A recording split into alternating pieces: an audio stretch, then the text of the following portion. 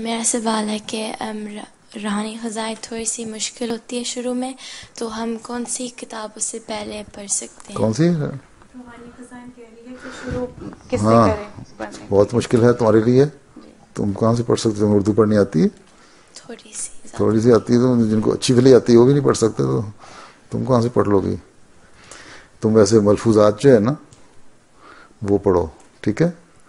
اس میں سے مختلف ٹاپک آتے ہیں، باتیں ہیں، اس میں پڑھو.